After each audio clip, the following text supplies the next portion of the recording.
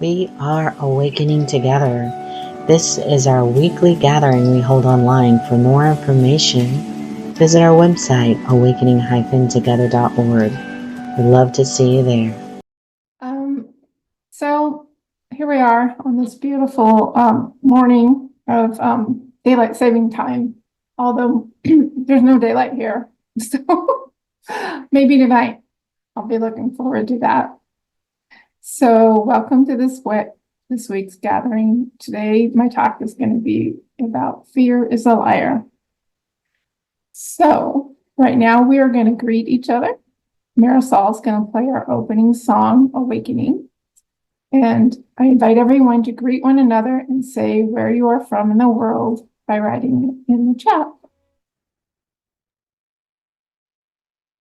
Okay, thank you, Marisol. So right now I am going to do our statement of purpose. Awakening Together statement of purpose is we are an assembly of equals joined in common purpose, awakening to one true self within an appearance of many faiths, many cultures, and many symbols. We seek to discern one truth and to rest in its embrace. So today, I chose the core value number 3. So number 3, there's 5 core values that Awakening Together uses, I guess, in our community. So I'm using core value number 3. We accept one true self, which is one presence or being, non-dual, without beginning or end, and absolutely changeless. We live by this value by practicing letting go of the belief in the individual self as who we are. So now we're going to do announcements. So thank you. That was a lot of announcements. Lots of cool changes and fun things happening. Okay, so Marisol's going to play our first song. And the song is the title of my talk, which is Fear is a Liar by Zach Williams. Okay, I'm going to say a prayer. It's an excerpt from ACIM chapter 2. Holy Spirit, God, love, I'm here only to be truly helpful. I'm here to represent him who sent me. I do not have to worry about what to say or what to do, because he who sent me will direct me. I'm content to be wherever he wishes, knowing he goes there with me. I will be healed as I let him teach me to you.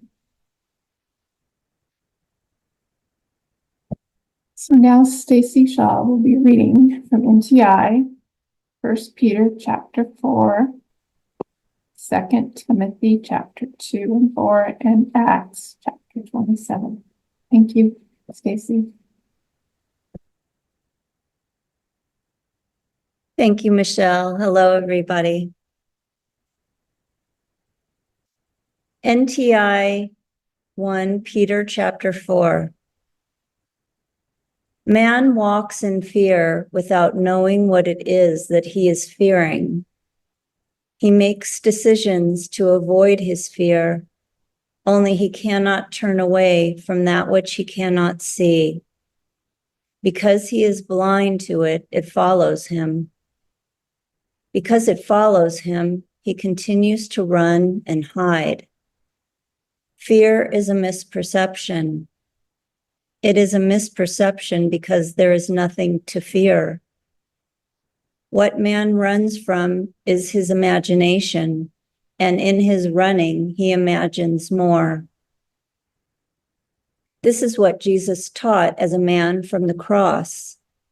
There is nothing to fear. This is a lesson you have become ready to accept.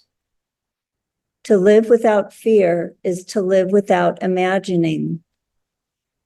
This is to stay in the now and in the true purpose of know thyself.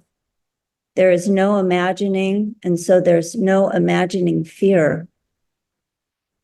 Whenever fear seems to come over you, ask, what am I doing now You will see that you are imagining, and that you are imagining fearfully. You are creating your own misperception. Be willing to let go of this activity, and the action of creating fear is let go by you. Fear is an action verb. By ceasing the action of participating, you cease the action of fear. This you can do by letting it rise over you without your participation. Return your mind to the current moment and the purpose of the true desire of the heart. In this way, you return your mind to love. A mind in tune with love cannot know fear, because fear, which is not real, is the opposite of love, just as unreality is the opposite of reality. NTI 2, Timothy chapter 2. Step forth in purpose, and purpose is all that you shall see. You protect your fear. You protect it because you believe it protects you. You believe that there is something worse than fear beneath your fear, and so you protect your fear by keeping it in storage. But you will not find your release this way. You must go forth in purpose, which is the purpose of know thyself. With only this purpose in mind, you must be willing to release everything that is not the purpose. And fear is not the purpose, for fear's purpose is to hide the answer from you. You fear that to lose your fear and experience it is also to come to the foothold of destruction. You believe that to step to that place and not be destroyed, you must hold to the last remaining shred of fear. In other words, you truly believe fear is your salvation. This is why you hold on to it. But fear is not your salvation. Fear is the opposite of salvation. To realize this, you must be willing to experience that which you fear and let it go. By experiencing fear and not perishing, you learn that you cannot perish. This understanding, taken to heart, is a true glimpse of who you are. Here is a trustworthy saying: I am all that I am, and that is all I am promised to be. But I cannot limit myself through fear and know I am all that I am. I choose to release the limits I have chosen for myself. In their release, I see that I am. Make this the constant prayer of your heart. In purpose, step forth unto your release. The resurrection is within, for it is the light that has never died. But it has been covered by the mask of false belief. The mask is dark and heavy, and it occupies your every thought when you believe heavily in it. This is why it must be let go. It hides that which is you and is within, living now in peace. It hides all this and tells you that the truth is not true. As long as you hide in fear, you believe it. You believe the false, and it is fear that keeps you standing there. It is through fear that you are purified. Do not shy away from fear. It is through fear that you realize your own shine, because it is through experiencing fear and releasing fear that you learn fear has no hold on you. The unlimited cannot be limited by fear. Do not flee that which life is bringing to you when you know that you see it coming. Turn to it in faith, having faith that it cannot hurt you. It has come only to teach you. Move from the thinking mind to the heart, which is the place from which you may experience the gift without denying it. Experience it in trust. It is only an experience, and it places no limits on you. It is peace that shall carry you through fear. When the fear has dissipated as a fog within sunlight, you shall see that only peace remains. Remember that the world and its thoughts are only props. Dive directly into the experience. By experiencing it in full, without a wish for salvation, you experience it without dying, and that is salvation. NTI 2, Timothy chapter 4. The feelings within you are not to be hidden. As you hide your feelings from yourself, you are confused as to who you are. I have told you that it is time to look at who you are not. We do this for only one purpose, to realize who you are. Know thyself. Do not be afraid of the feelings you find within. They do not define you. They are not who you are. They are who you are not. By looking at them and experiencing them and not fearing them, you may release them. As they go, do not make this error. Do not feel that your feelings were caused by anything in the world. They were not. The feelings were in the mind first. The world was made to seem to cause them, but that is an illusion. In this way, celebrate the world. Be grateful that it can be used to show you your need for healing, but do not give glory to the world as cause of your feelings, because it is not. Give glory to the world in this way is to deny who you are. Relax and pay attention to your healing. Know that all is perfect as you experience it. Embrace each opportunity to heal with gratitude, and you remember through healing who you truly are. Guidance will come to you day by day and moment by moment. Do not worry about your guidance in the next moment now.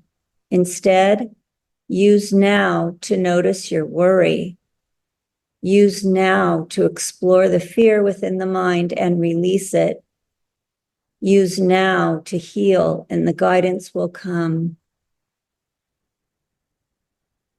NTI Acts 27. When you are ready to give up your trust in yourself, you are ready to accept your trust in me. When you have seen that your answers do not lead to peace, you will be ready to accept peace through me. Trust does not come from suspense and anxiety. You must be willing to give those to me. Suspense and anxiety say you cannot trust. There is no peace to be found in them. When you are tempted to be afraid or tempted to worry, you must remember me. Remember that fear, suspense, anxiety, and worry are the expressions of the belief that you are alone and without me. Then be willing to see that deep within your heart, at the very depth of your soul, you know you are not alone. You know that the fear of being alone, abandoned, and helpless is an illusion that cannot be true. It is from this knowledge, this inner awareness, that will not go away, that you will find the willingness to put fear and anxiety aside. Get quiet with me. Go your stillness. Settle within that place that knows.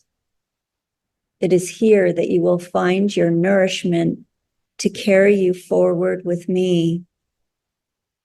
In the stillness, you find trust. In the stillness, you know me. It is also useful to remember when you cannot seem to be still, that the drama that seems to occupy is only a script in the mind. By watching it unfold and trusting in the power behind it, you will find the peace in the chaos. You will know the joy. And in this way, you can be helpful to those who do not seem to know. Through inner calmness on the seas of a storm, you provide a means of listening to me. By trusting and remaining open to the power beyond the script, you help the script and the actors to play along with me. Thank you, Stacy. That was great. All right. So now I am going to tell a story. I always think, Jesus told parables to teach. So I'm going to tell a story. It's not, it's a true story, as far as I know, but it's at least my interpretation of the story. And I apologize if some of you have heard the story before, because I'm sure you have. But anyway, so this January, my oldest son and I, we'll just start there. We like to go camping and hiking. He found that we could stay at a fire lookout during the winter, and we needed to make reservations 6 months ahead of time. We got a beautiful spot reserved for January 2024 at Warner Mountain Lookout in the Willamette Forest. It's 6,000 feet up on a cliff, 40 feet from the ground. Has no electricity, no running water. The forest roads are not maintained during the winter, and we would have to snowshoe in. The distance was dependent upon the amount of snow. It could be anywhere from 1 mile to 13 miles. We'd only been snowshoeing once many years ago. How hard could it be? We made reservations in July, so I had forgotten about it until around Christmas. And as the time got closer, I began to wish we hadn't made the reservation. I started to look at what was required. That they specifically said experienced snowshoers and backcountry survival skills, and there was no cell service. I tried to get my son to cancel it, no chance. I searched the internet for information, found a few people talking about it and their experience of getting lost or snowmobiles getting stuck until spring. And the distance to snowshoe usually ranges from 8 to 9 miles.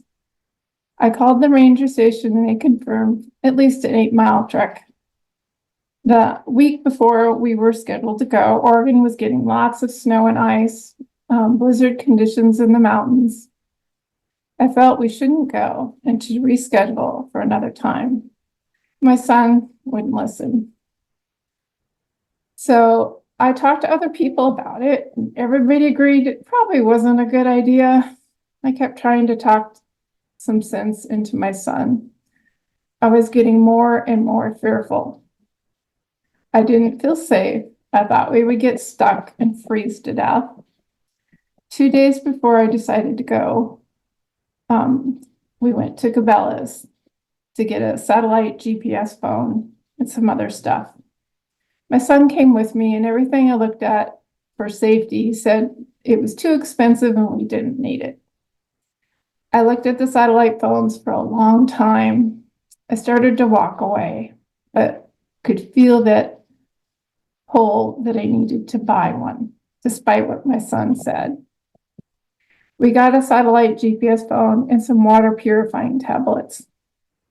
The night before we were leaving, I was still telling my son I didn't think it was that we should go. He got mad and said, fine, he'd go by himself, and he started packing. Then I got a very clear, okay, I'm going. He didn't want me to go because I was too negative. I told him I would pack and be ready for a fun adventure at 5 a.m. I had decided that I wanted to feel good about it. So we left the next morning, and the weather was clear and actually warm for January. We had to stop the car at the 9-mile mark. We had a great time snowshoeing in the tracks that a truck had left previously. It was warm and enjoyable, but the snow got deeper and the tracks disappeared. We sunk a foot down in the new powder. We ran out of water, found a stream, and filled our bottles and purified the water. Then we arrive at the 4-mile mark, and it's dark, and we're out of water. There's no way to melt any snow. Getting steeper, and the snow was getting deeper. The weather was still good. The moon was out, so we continue on. All the while sending my husband GPS coordinates, and he would confirm that we're on the correct route. We're getting very tired. We're needing water. We had plenty of food. We made plans on how to build a shelter if we needed to stop. We did stop a lot, resting and lying in the snow and looking up at the stars. It was magical. We kept moving. Every step, I would say to myself, where is my being right now? Focusing on just the next step and the next. My son is falling behind because he has twisted his ankle. I quit keeping track of time because it just keeps getting later and later. My last check was 2 a.m. and we were a mile from the lookout. We figured it would take us at least 4 hours to go that mile. The climb was steep and we were tired. We tried to take cover under pine trees, but it was hard to stay warm, and so we just kept going, one step at a time. And eventually my son asked, what's that bright light over there, Mom? I told him it was the sun coming up. We'd been snowshoeing since 10 a.m. We arrived at the gate to the fire lookout, and the weather was getting windy and the storm was coming in. The snow was deep and there was no trail. I'm thankful we didn't arrive in the dark. It would have been difficult to see where the edge of the cliff was. Finally, the lookout was in sight. Snow was flying. It felt like we had 80 to 90-mile-an-hour winds, but I'm not sure. We climbed the stairs, 4 flights up, hanging on tight so we don't get blown off. We get in and turn on the propane heater, get snow, boil the water, crawl into the sleeping bag, exhausted. It was 12:30 in the afternoon. We'd been traveling, snowshoeing for 26 hours. We snowshoed 9 miles and went 3,000 feet up. All I could do was cry in exhaustion and think about how we were going to get back.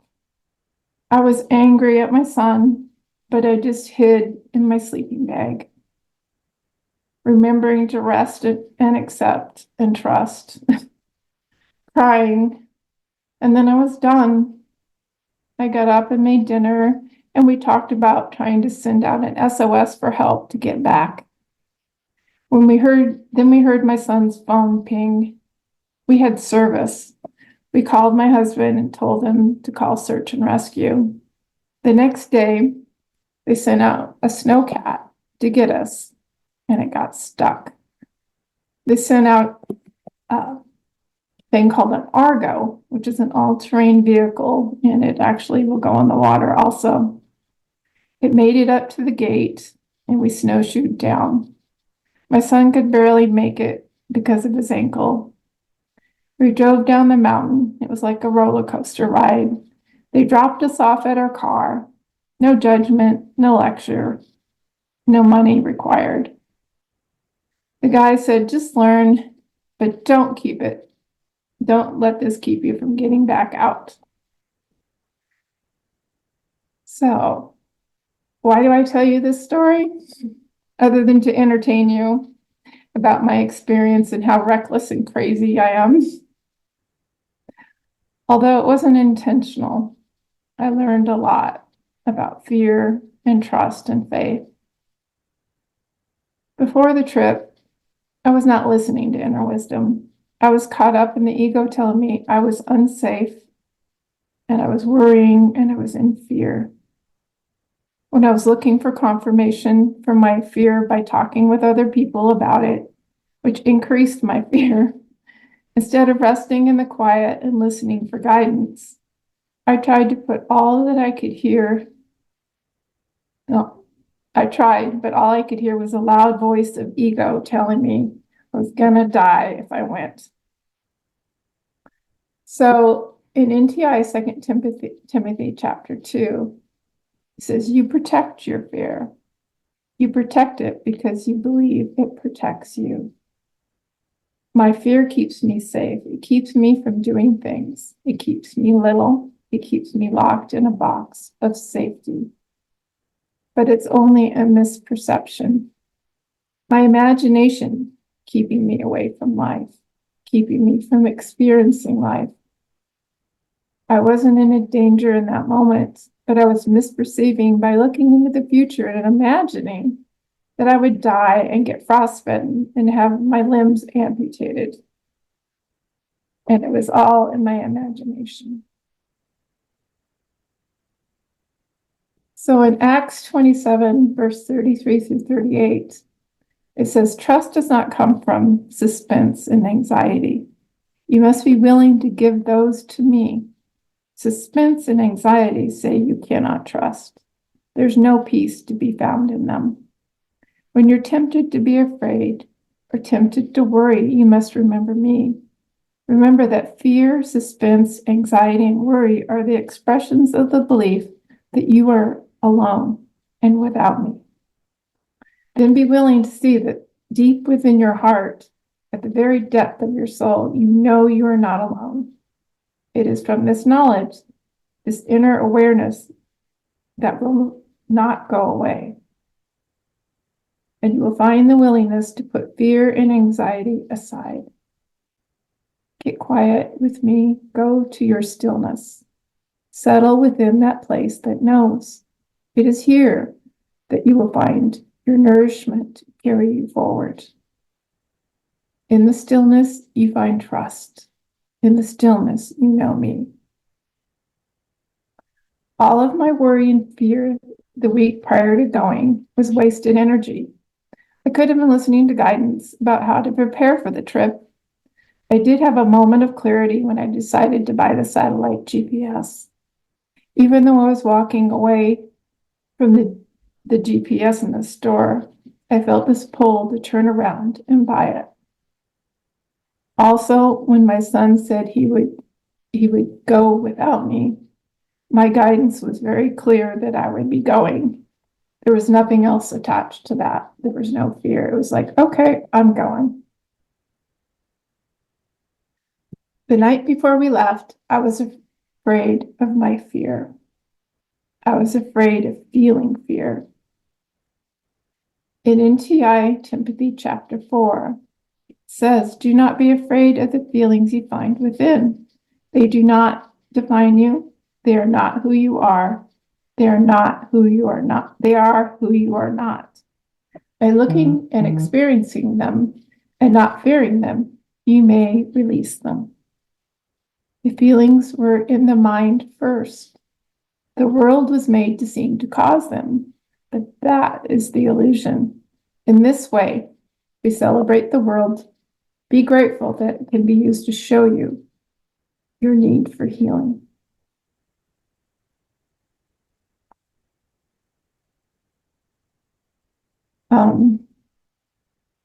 So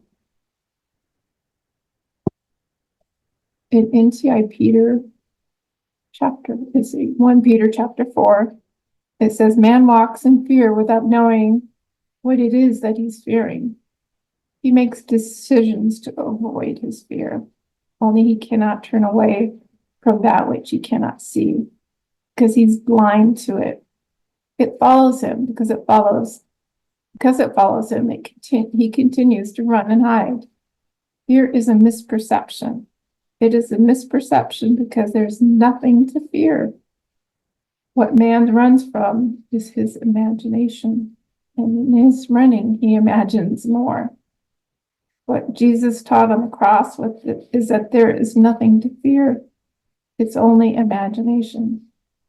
So once I decided I wasn't going to bring fear with me on the trip, I made the decision not to fear my fear, but to face my fears because I knew they were for healing. I decided to be open and to bring spirit with me. In NTI Timothy, guidance will come to you day by day, moment by moment. Do not worry about your guidance in the next moment now. Instead, use now to notice your worry. Use now to explore the fear within your mind and release it. Use now to heal, and the guidance will come.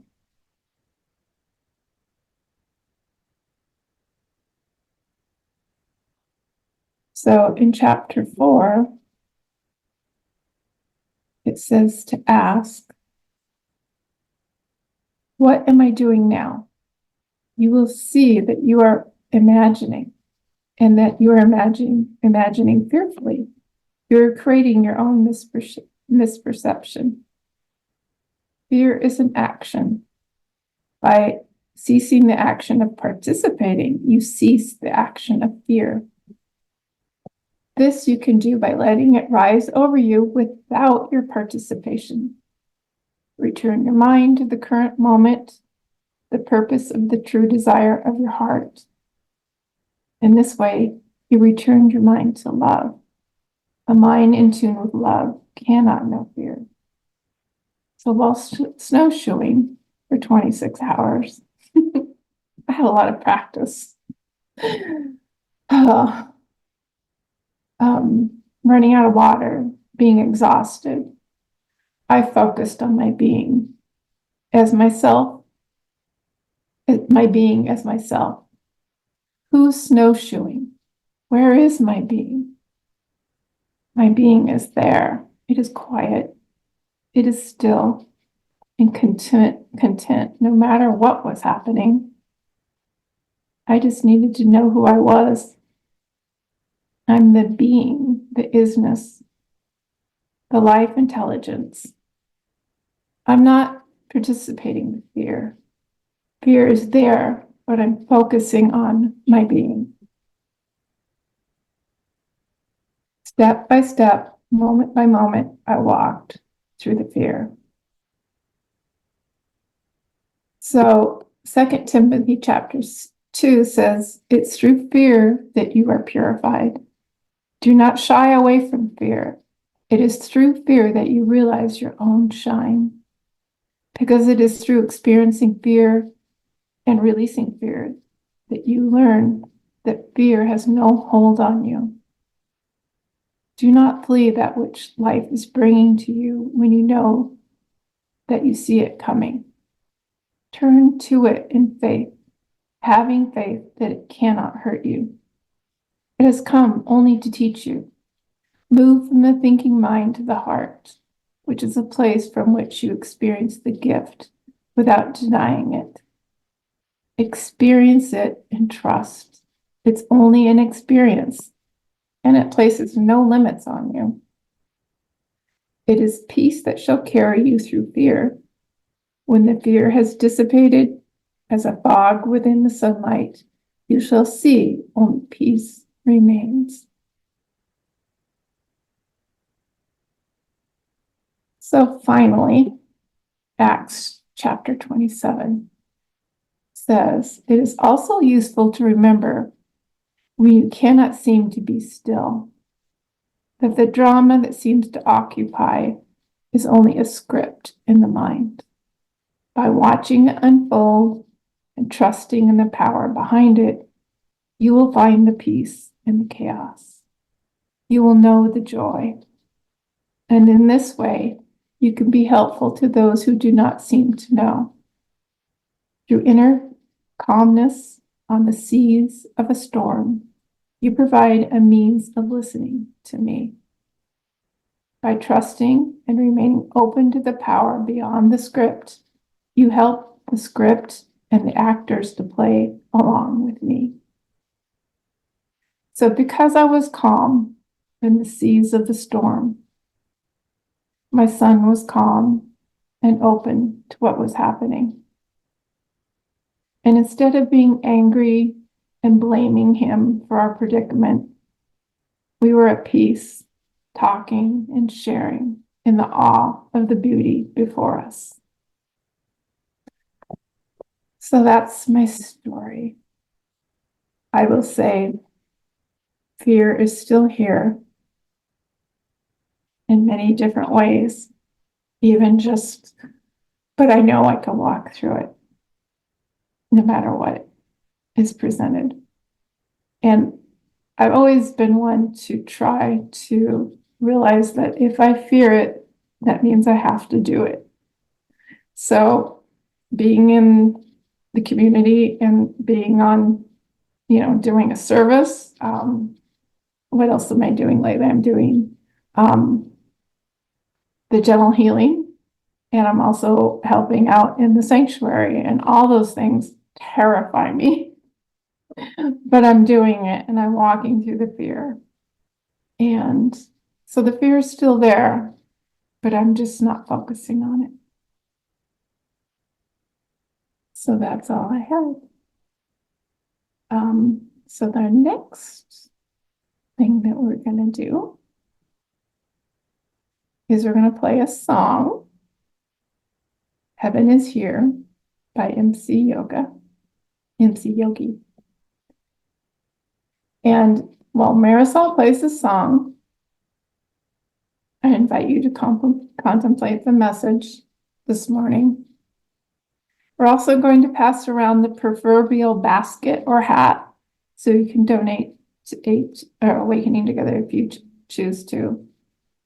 Please donate by clicking on the link that Marisol will post in the chat or by using the QR code in the sanctuary.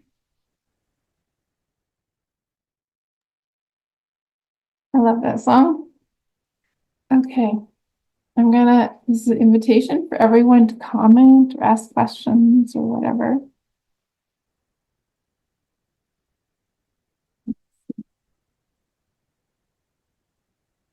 Raise your hand or unmute. And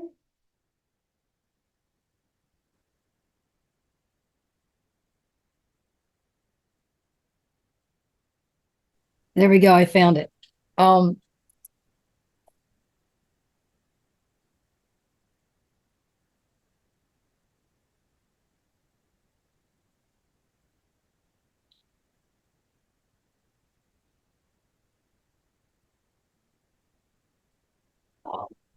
I want to thank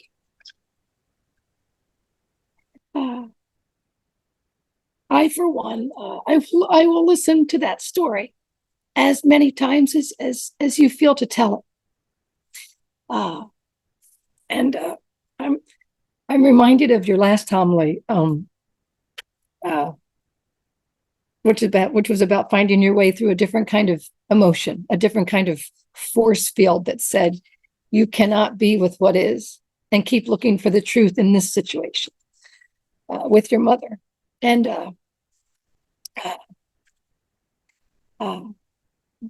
it was soon after your homily last time that I put Mom in the car and Reggie on her lap, and we drove around this park to the song "Everything is Beautiful" in its own way, which was one of your songs.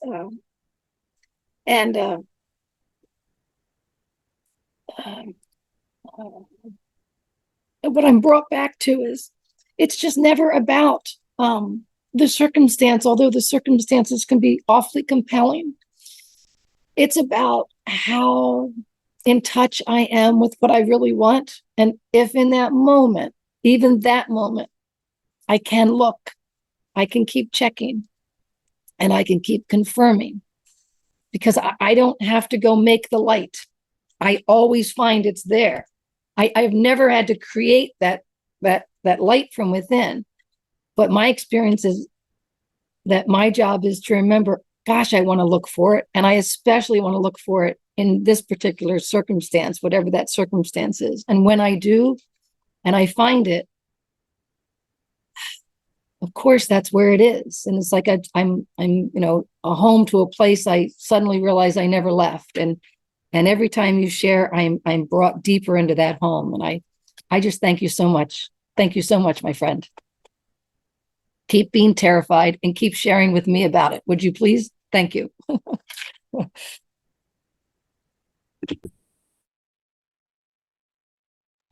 Beautiful, Anne. Laura? Thank you.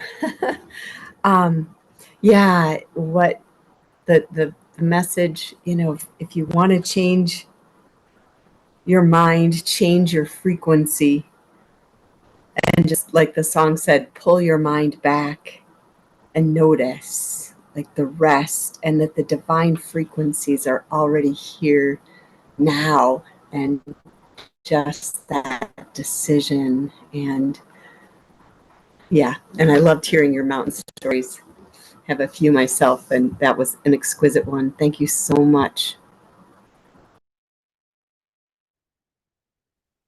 Diane?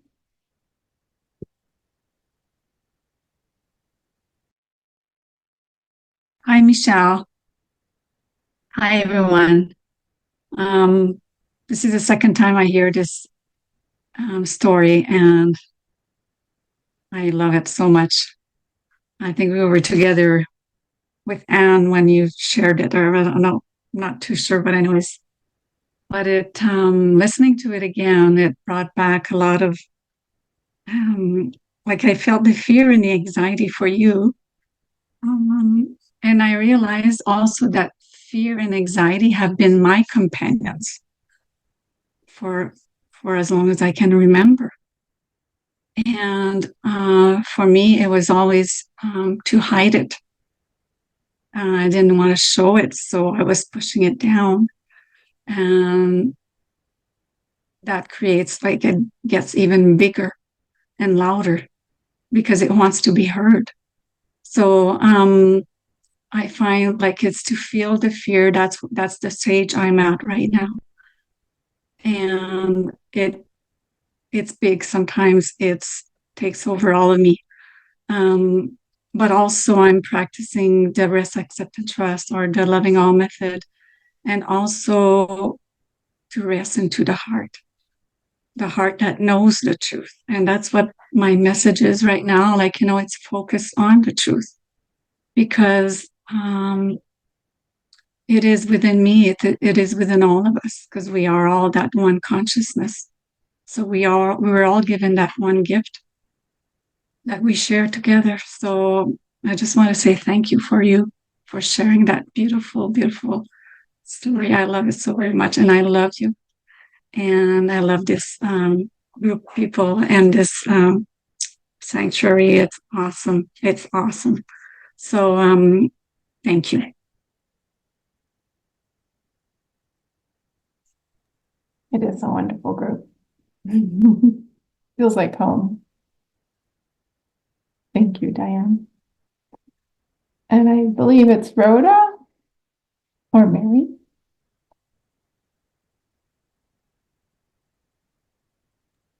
Yes, ma'am. Grabbing the computer. Thank you so much.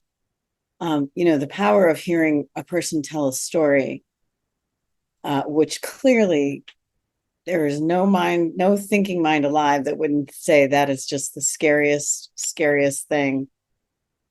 But to hear, the story, I could feel flashes of all of the times in life when fear was the counselor. And the insight that came for me was the resistance to fear is like a magnet, two magnets that are completely attracted to one another, the resistance and the fear themselves, trying to like push apart. And the more resistance happens, the more the magnets clench. It's like they electrify and they're just stuck together.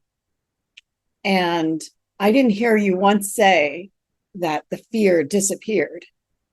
What I heard you say was that peace was here, beingness was here, and fear was here.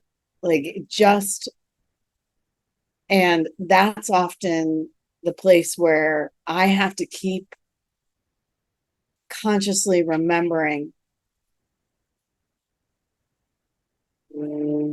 that it is not for the purpose of getting rid of, it is for the purpose of being with. As I've heard others say so many times before, it's not freedom from, but it's freedom with it. And I could really feel why resisting fear is just such a useless endeavor, and it just creates more of it. So thank you for sharing your story, Michelle. It just really resonated every time, every single time. Thank you. Thank you. I'm reminded that, we go on roller coaster rides and we go to movies just to feel fear, and since I got back from this little trip, I've been obsessed with watching survival things in the snow. And I told my husband goes, "You're nuts." And I said, all the true stories. And I said, "Oh, I just love sitting here on my warm couch and watching." So, anybody else?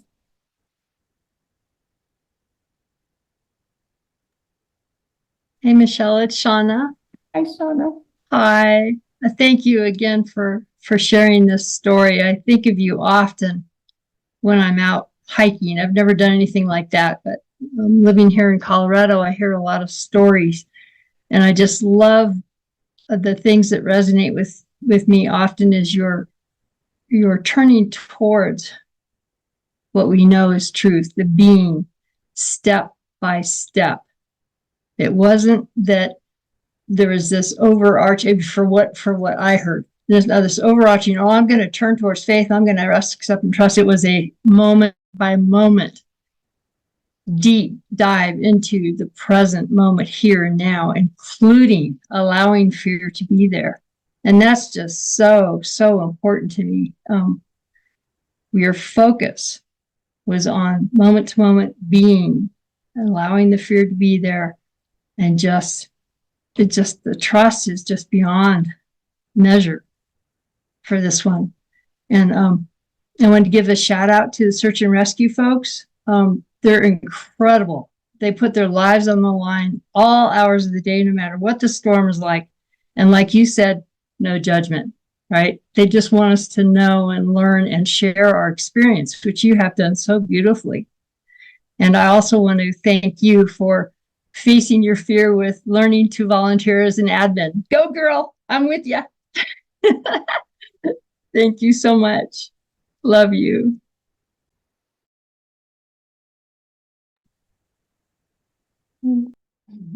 Last song is the Tom Petty, "I Won't Back Down." Just about keeping with your true desire. And and no matter what's happening. So it's kind of what brought it out.